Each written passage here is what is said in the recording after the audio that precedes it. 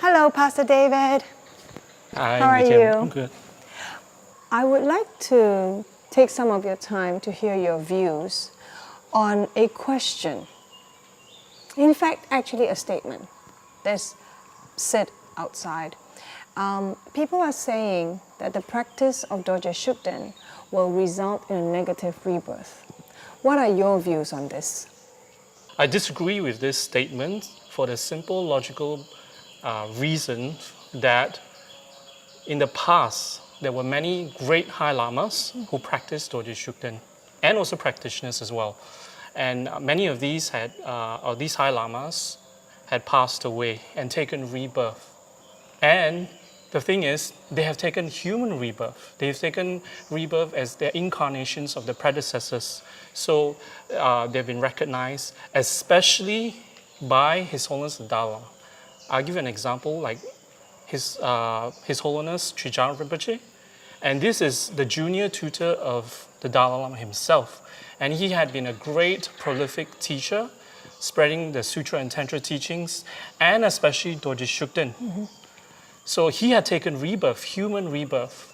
And there's many others. For example, there is Song Rinpoche, there is the Panchen Lama, there is Geshe Rabten. All these are lamas that not only practice Dorje Shugden, but they also proliferated the practice. So they have taken a human rebirth instead of negative rebirths.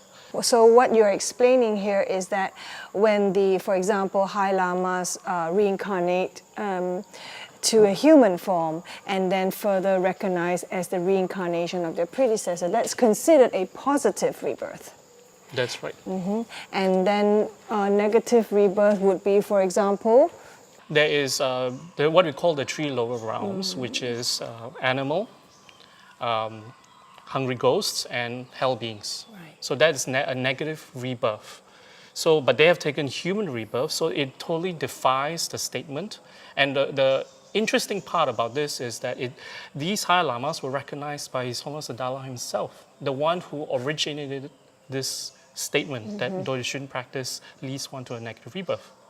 So basically, based on this, what I've just said regarding all these High Lamas, Dorje Shugden High Lamas who have taken rebirth, their very presence as incarnations of their predecessors is a living proof that defies the statement that Dorje Shugden leads to a negative rebirth.